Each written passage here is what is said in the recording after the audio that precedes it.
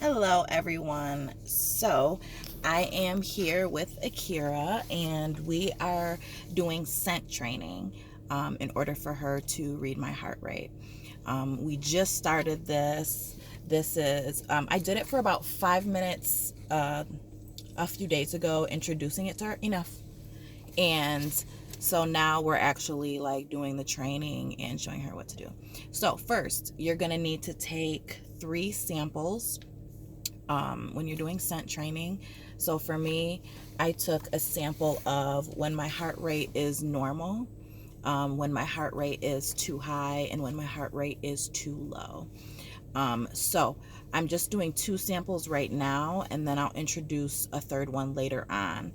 So I'm training her using shaping. So what we're doing is we're going to shape the behavior into what exactly I want her to do.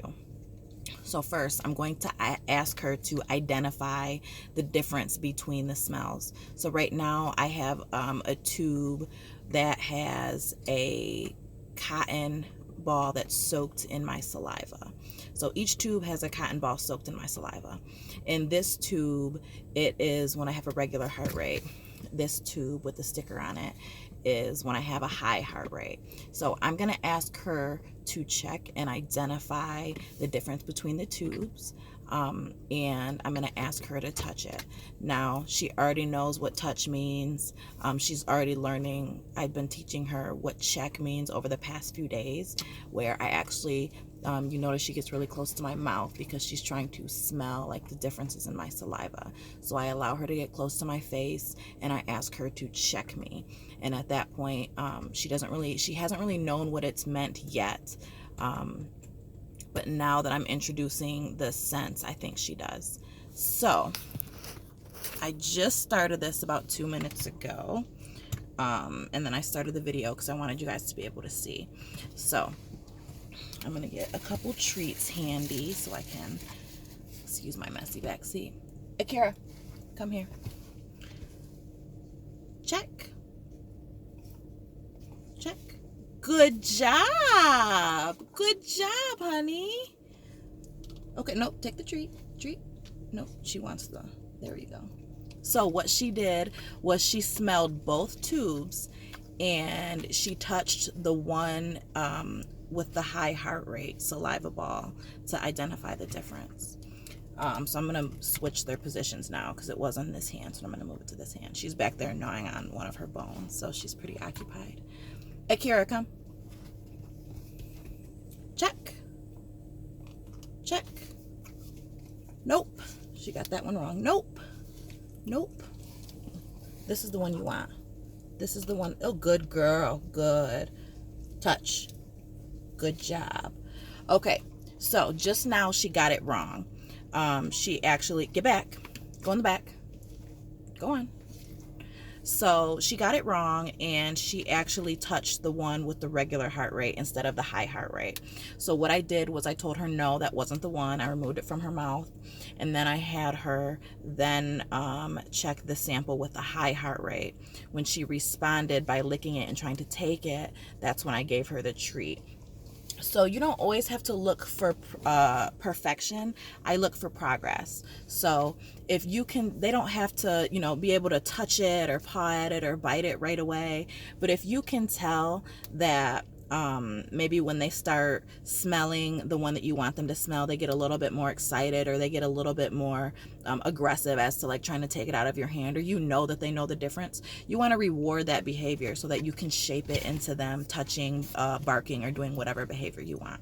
So let's try it again. So first I'm gonna have her check and know the difference. Kira, come here. Come to the video. Come up here. Come closer. Come close. Good girl. Check. Wait. So she's getting excited because she knows that she's going to get a treat. Wait. I'm going to put it towards her nose. No. Check. Wait. Nope. Check. Nope. Wait. Check. Check. Check. Which one? Check. Check. Which one? So see, she's looking at the right. There we go. Good girl. She was looking at the right one, but she was pawing at the wrong one. So, she clearly, she knew that she needed a touch. She's just touching the wrong one, but she is looking at the right one. Okay, enough. All right, I'm gonna switch them around so she, you know, that way nobody can see the difference. Kira, wait, check. Which one? Good girl. Touch it with your paw. Good job. Oops, I dropped your treat. There you go. So you guys seen that.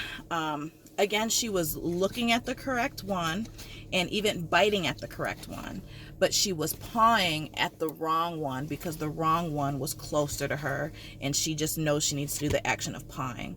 So what I did was I corrected that behavior with just simply asking her to touch the correct one. Good girl. Yes, good girl. Good girl. Here you go.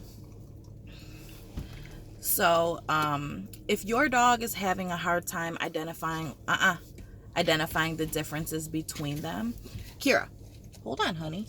Then what you do is take the individual scents instead of mixing them together. The first step is to help them identify the correct one. So what I'm gonna do, I'm gonna show you guys how to do that. So I have the sample here with my high heart rate, and I have the sample here with my normal heart rate. So I'm gonna ask her to smell both, but only when she gives attention to the one with the high heart rate will she get rewarded. Okay, so I'm gonna ask her to check. Kira, check. Wait, nope, no. Check with your nose. Wait, check. Good job. So she, see there? All right, and when she paws at the wrong one, which she's pretty excited, so I think she will, I'm not gonna give her anything. Oh, she pawed at the right one. Okay, girl. Good job. Here you go. Here you go. Good job. And you know what? I'm also going to switch and make sure that I hold the treats in the same hand. Well, I'm not going to hold the treats in the same hand, actually, because I don't want her to misidentify that scent. So I'm going to keep the treats in the other hand. But I'm going to mix them up. Wait. Oh, it's also important when you take your samples, do not eat or drink within like 30 to 45 minutes before taking your sample. That way it's organic to what your saliva and what your body's going to smell like and what your body's doing in the event of an actual emergency. So I'm going to have her smell the one with the high heart rate, and I'm going to give her treats for touching it. So this is the one with the high heart rate. Kira, come here. Come up here so we can see you. Stand up. Okay, check. Good job. And it's important, I want her to use her nose. So if you notice that they're not using the, good girl, check, good girl. So at this point she knows what this smell means something. Good girl.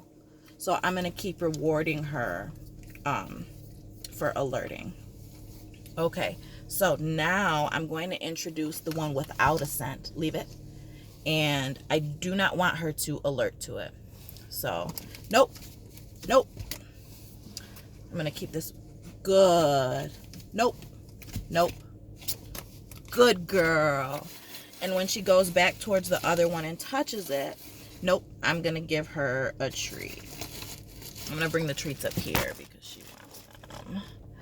So, again, I'm going to keep the high heart rate in my one hand, but, sit down.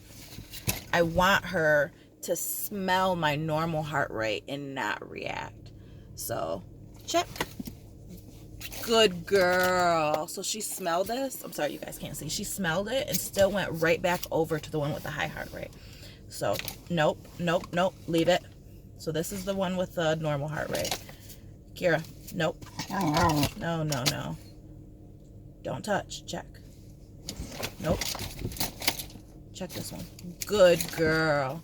So even though she's a little bit rough with it, she knows that she's supposed to identify the one with the high heart rate. Nope. Back. So So you don't want to do it for too long because you don't want to burn your dog out, especially the first time. I like to keep first training sessions around 10 minutes. So we're coming up upon that in about another minute or two.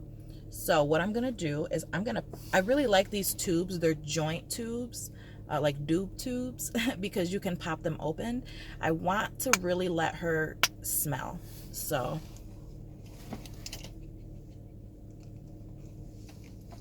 touch. Good girl. Okay, so I opened it. I let her smell it. Told, nope. I want her to smell this one, which is the Akira. No. Hey. Check. Wait. Check. Good girl. So see what happened there was I asked her to check both tubes, and she pawed at the tube with a high heart rate. So I'm going to let her check it again. Check. Nope. So see, she likes to do her own thing. So because I want her to smell and not be so focused on grabbing, I'm going to pop them back open again. Check. No. She picked the wrong one. No. So now she's just swiping because she wants a treat. Wait. Check. Good girl. So I let her, good girl. She's alerting at the high heart rate tube now that it's open. I'm going to go ahead and close it. But it's important to note that she was not, yep, now she's grabbing at it. Leave it, honey. She was not pawing at the one with the normal heart rate. So ultimately, what I'm going to do is I'm going to add in a third scent over time. Okay, all done. Let me release her here. Good job, honey. I'm going to give her a couple treats. She has a great time. Okay, go get your bone. You dropped your treat. Okay, go get your bone in the back. Go on. So, ultimately, over time, I'm going to add in the third scent, which is going to be when my heart rate is too low. And then I'm going to transfer the scents into where I want her to touch. So, she typically paws at my arm when I'm going to have like a seizure, some kind of seizure activity. She paws at my arm like really, really aggressively. So I think typically what she's been doing when she alerts for any kind of cardiac distress, she typically will alert for like a really high heart rate. And what she does is she sits on my chest. Like she'll take her butt and she'll just put her butt right on me, or she'll put her body on me and pretty much like try to hold me down so I can't get up. So I am aware that that's how she does alert for the high heart rate, but I don't want her to alert that way, because if I'm driving or something, which has happened, it's very dangerous for her to be like climbing on my person to try to alert. So she also has been alerting with really loud barking when I'm having cardiac distress and a really high heart rate. She will stand in front of me and just aggressively bark like she doesn't want me to move. But the problem with that is, you know, if you have a high or low heart rate, you're already dizzy and nauseous and there's a lot going on. So the barking just adds a lot of extra chaos that you really don't need. So instead of barking and sitting on my chest, I want her to nudge and touch. So I want her to be able to nudge at me, whether she nudges like at my, chin area, because that's the easy area for me to notice a nudge. And I want her to paw at my chest.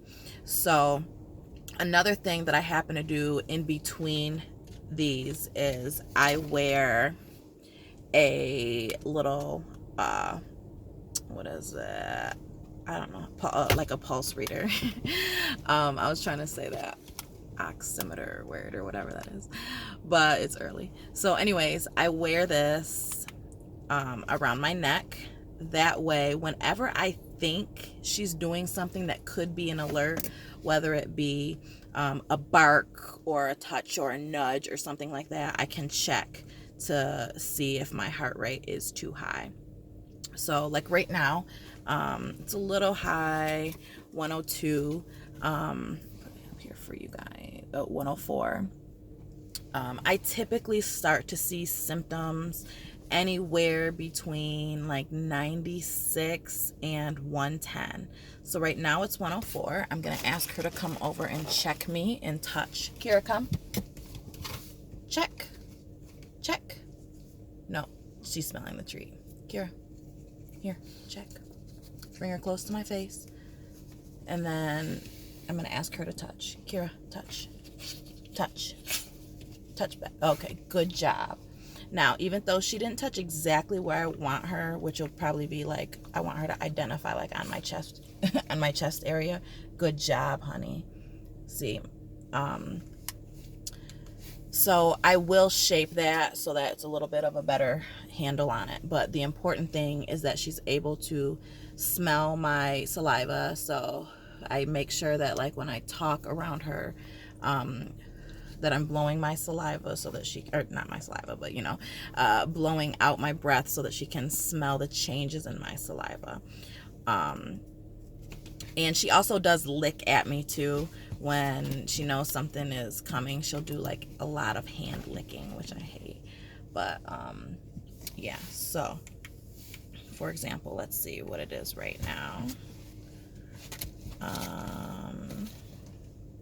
She's sitting next to me because she probably knows something's up, so she stays really close. You stay really close because you're a good girl. Yes, you are.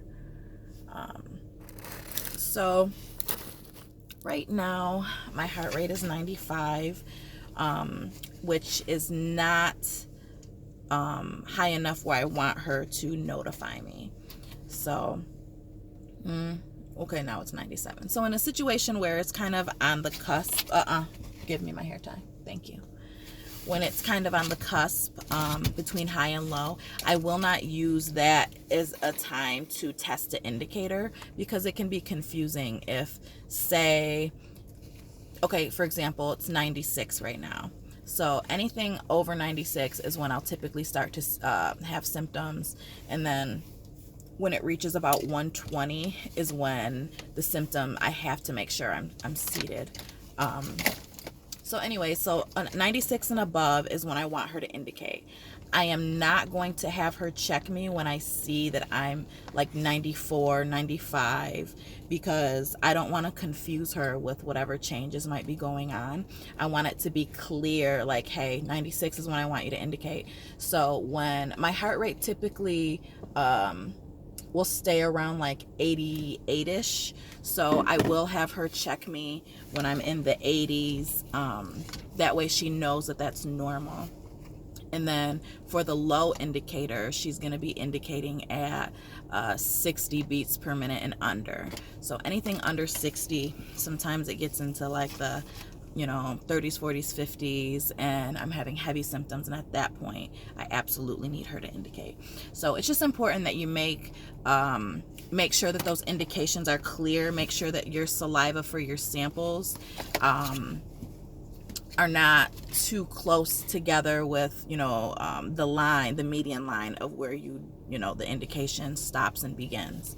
So hopefully that helps. I will keep you guys posted as we do more training. And if you have any questions, feel free to reach out to me, message me. And I look forward to hopefully helping you on your service dog journey. It's all an experience. So I look forward to it. Until next time.